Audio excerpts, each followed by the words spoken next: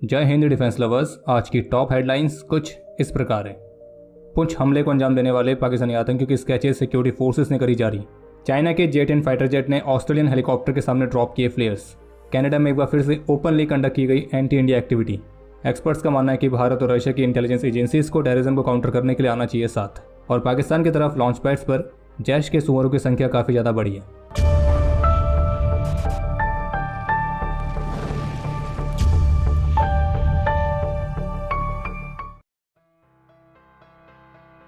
पिछले सप्ताह जम्मू कश्मीर के पुंछ में इंडियन एयरफोर्स के कॉन्वॉय में जो आतंकी हमला हुआ था, तो जम्मू कश्मीर में सिक्योरिटी फोर्सेस ने इस हमले में शामिल तो पाकिस्तानी आतंकियों के स्केचेस को रिलीज किया है और इन दोनों के बारे में जानकारी देने वाले को 20 लाख रुपए का रिवॉर्ड देने की अनाउंसमेंट की गई है। और जब से हमला हुआ है तब से ही उस क्षेत्र में एक मेजर सर्च ऑपरेशन जारी है और हवा में सर्विलियंस ड्रोन से लेकर जमीन पर डॉग स्क्वाड्स, हर तरह के एसेट्स का इस्तेमाल किया जा रहा है। और जबकि इस मामले पर पूछताछ के लिए कई सारे संदिग्धों को पकड़ा भी गया है। इसके अलावा एक अपडेट यह है कि कल 5 मई को केरल के कोस्ट के पास इंडियन कोस्ट गार्ड ने एक ईरानियन फिशिंग वेसल को डिटेन किया है, जिसमें 6 भारतीय क्रू मेंबर्स सवार थे। और इस बोट को इंटरसेप्ट करने के बाद इंडियन कोस्ट गार्ड की टीम ने इस बोट को अच्छी तरह से चेक किया और किसी भी तरह की एंटी नेशनल एक्टिविटी की इन्वॉल्वमेंट के बारे में इन्वेस्टिगेशन की गई। और शुरुआती इन्वेस्टिगेशन में इस बात को खुलासा हुआ है कि इस बोट का जो ऑनर है तो वो एक ईरानियन स्पॉन्सर है, जिसने तमिलनाडु से इन इंडियन फिशरमैन को कॉन्ट्रैक्ट में रखा था और ईरान कोस्ट पर फिशिंग के लिए इन्हें ईरान का वीज़ा इशू कराया गया था। लेकिन इस वेसल के क्रू ने इस बात को खुलासा किया है कि स्पॉन्सर द्वारा उनके साथ व्यवहार सही तरीके से नहीं किया गया, उनकी लिविंग कंडीशंस बहुत ही ख़राब थी और इसलिए उन्होंने डिसाइड किया कि वे इसी सेम बोट से ईरान से भागकर भारत वापस आएंगे। बाकी आगे की इन्वेस्टिगेशन के लिए डिटेन की गई इस वेसल को कोची लाया गया। ऑस्ट्रेलिया के डिपार्टमेंट ऑफ डिफेंस की तरफ से सूचित किया गया है कि येलो सी में ऑपरेट करते समय रॉयल ऑस्ट्रेलियन नेवी के हेलीकॉप्टर के सामने चीन के पीपल्स लिबरेशन आर्मी एयरफोर्स के फाइटर एयरक्राफ्ट ने एक अनसेफ इंटरसेप्शन को कंडक्ट किया था। और ये घटना 4 मई की बताई जा रही है, जब ऑस्ट्रेलियन नेवी की HMAS Hobart air warfare destroyer ने रूटीन ऑपरेशंस के हिस्से के तौर पर सिकोर्स्की MS-60R हेलीकॉप्टर को लॉन्च किया था। और इस टाइम पर ऑस्ट्रेलियन नेवी की जो डिस्ट्रॉयर है वो इंटरनेशनल वाटर्स में ऑपरेट कर रही थी और इसके द्वारा ऑपरेशन आर्गोस के हिस्से के तौर पर एक्टिविटीज़ की जा रही थी। और इसी दौरान चाइनीज एयरफोर्स के J-10 फाइटर जेट ने ऑस्ट्रेलियन नेवी के इस MS-60R हेलीकॉप्टर के सामने फ्लेयर्स को ड्रॉप किया। हालांकि ऑस्ट्रेलियन नेवी का जो हेलीकॉप्टर था वो उस फ्लेयर को डॉच करने में कामयाब रहा और इस दौरान हेलीकॉप्टर के क्रू को कोई इंजरी नहीं आई, लेकिन इसका जो पॉसिबल इम्पैक्ट है वो महत्वपूर्ण रहा होगा। और ऑस्ट्रेलिया का कहना है कि ये बेहद ही अनसेफ और गंभीर घटना थी और इसे हम बिल्कुल भी स्वीकार नहीं कर सकते। और ऑस्ट्रेलिया ने औपचारिक रूप से इस इंसिडेंट के बारे में अपनी चिंता चीन के सामने व्यक्त करी है और इसे अनसेफ और अनप्रोफेशनल बताया है। और जबकि इससे पहले नवंबर में चाइनीज नेवी की वेसल ने जापानीज वाटर्स में ऑपरेट कर रहे ऑस्ट्रेलियन डाइवर्स को अंडर वाटर सोनार की मदद से घायल किया था। और अब इस चाइनीज फाइटर जेट का ऑस्ट्रेलियन हेलीकॉप्टर के सामने एग्रेसिव तरीके से फ्लेयर्स को ड्रॉप करना, तो इस वाले इंसिडेंट पर चीन की बेबुनियाद स्टेटमेंट आनी बाकी है।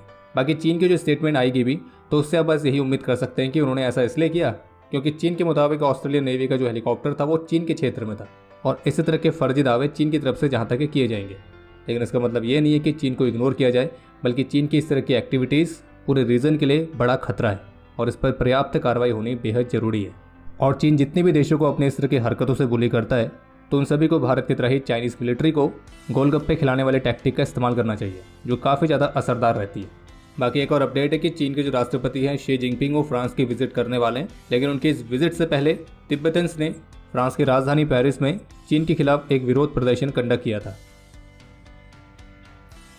खालिस्तानियों के सेफ हेवन कनाडा में एक बार फिर से एंटी इंडिया एक्टिविटीज़ देखी गई हैं, जब कल रविवार को एनुअल नगर कीर्तन परेड के दौरान कई सारे खालिस्तानी सपोर्टर्स महत्वपूर्ण संख्या में मौजूद थे और उनके द्वारा भारत विरोधी नारे लगाए गए थे। और ध्यान देने वाली बात यह है कि जो ये एंटी इंडिया रैली है ये कनाडा में खुले तौर पर हो रही थी और इस रैली के दौरान भारत के लीडर्स की आपत्तिजनक तस्वीरें भी वायरल की जा रही थी।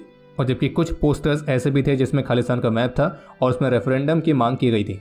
और इतना ही नहीं बल्कि इस इवेंट के दौरान खुले तौर पर भारत के लीडर्स और भारत की संप्रभुता को चुनौती दी गई है और धमकी दी गई है। बाकी वो बात अलग है कि इस पूरे मामले पर कनाडा के जो करंट रूलिंग पार्टी है तो उनसे इस बात की बिल्कुल भी उम्मीद नहीं है कि वो इन चीज़ों पर कुछ भी एक्शन लेंगे। लेकिन एक बात तय है कि इस तरह के एलिमेंट्स को कैनेडियन गवर्नमेंट द्वारा सपोर्ट करना और उनको अपने वहाँ सुरक्षित पनाह देना तो कनाडा और भारत के रिश्ते को तो ख़राब करेगा ही, लेकिन साथ ही साथ कनाडा का जो भविष्य है उसे भी खतरे में डालता है।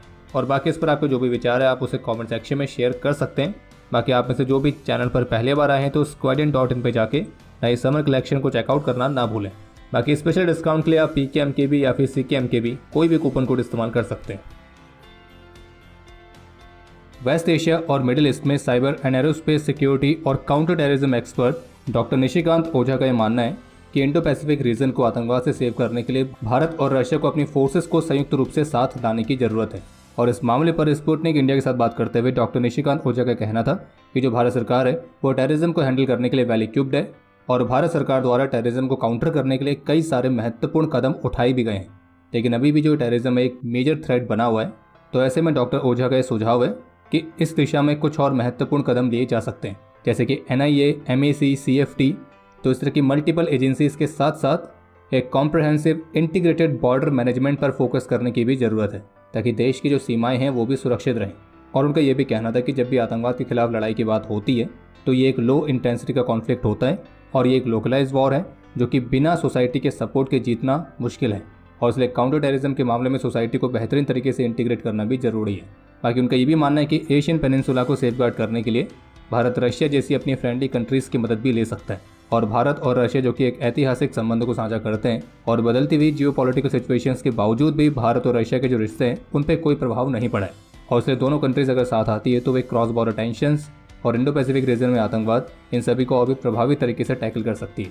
और इसलिए उनका मानना है कि भारत की जो इंटेलिजेंस एजेंसीज हैं उन्हें अपने रशियन काउंटर पार्ट्स के साथ और भी क्लोजली कोलैबोरेट करना चाहिए। वैसे कि आपने कभी इस बात की कल्पना करी कि भारत की इंटेलिजेंस एजेंसी रॉ और रशिया की इंटेलिजेंस एजेंसी KGB और भी क्लोजली एक साथ काम करना शुरू कर दें। टाइम्स नाउ की रिपोर्ट के मुताबिक, जिसमें इंटेलिजेंस सोर्सेज के हवाले से बताया गया है कि LOC के पार पाकिस्तान के वहाँ मौजूद आतंकी लॉन्च पैड्स में जो आतंकियों की संख्या है वो अभी भी बनी हुई है। बस इस बार एक महत्वपूर्ण चीज़ ये देखने को मिली है कि इन लॉन्च पैड्स में सुअरों के संगठन लश्कर के सुअरों के साथ साथ जैश के सुअरों की संख्या काफ़ी ज़्यादा बढ़ी है। और जबकि 30 और टेररिस्ट LOC पर आइडेंटिफाई किए गए और उनमें से आधे जैश को बिलोंग करते हैं। और जबकि माछल सेक्टर के अपोजिट सरदारी लॉन्च पैड पर गाइड के साथ जैश के 9 सुअरों को भी देखा गया है, जो कि संभावित रूप से 2 या 3 के ग्रुप में भारत में घुसपैठ करने की ताक में। और जबकि कैरन सेक्टर के अपोजिट भी जैश के 4 और सुअर देखे गए। और रिपोर्ट्स के मुताबिक पाकिस्तान द्वारा स्पॉन्सर्ड इन सभी सुअरों को क्लियर ऑर्डर्स मिले कि वे यूनियन टेरिटरी जम्मू कश्मीर में चुनाव के दौरान और उससे पहले अशांति फैलाने का प्रयास करें। लेकिन फिर भी हैं हमारे देश में कुछ सो कॉल्ड लीडर्स जिनको ये सारी चीज़ें स्टंटबाजी लगती है। पर खैर, इनके और क्या ही बात करें। अब समय है आज के इतिहास का। आज के दिन 2019 में IMA में ट्रेनिंग के दौरान जेंटलमैन कैडेट अमोल रावल ने अपना सर्वोच्च बलिदान दिया था। आज के दिन 2016 में जम्मू कश्मीर के कुपवाड़ा में अपने अदम्य साहस और वीरता का परिचय देते हुए सिपाही रमेश चंद्र यादव वीर गति को प्राप्त हुए थे। आज के दिन 2003 में जम्मू कश्मीर में अपने अदम्य साहस और वीरता का परिचय देते हुए लेफ्टिनेंट SS थॉमस वीर गति को प्राप्त हुए थे। और आपके लिए आज का प्रश्न यह है कि भारत के किन्हीं 5 स्पेशल फोर्सेस के नाम बताइए। और अब समय है आज के टॉप 3 कमेंट्स का, जो ये रहे आपकी स्क्रीन पर।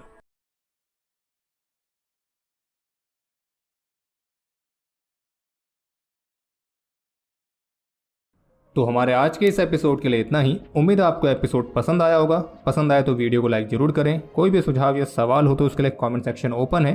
और मिलिट्री से रिलेटेड और भी इंटरेस्टिंग कंटेंट को एक्सेस करने के लिए डिफेंस स्क्वाड की सुपर ऐप को डाउनलोड करना ना भूलें, जिसका लिंक इस वीडियो के डिस्क्रिप्शन में दिया गया है। बाकी अगर आपने अभी तक इस चैनल को सब्सक्राइब नहीं किया है तो सब्सक्राइब जरूर करें। हम जल्द मिलेंगे नए एपिसोड के साथ। तब तक के लिए जय हिंद, जय भारत।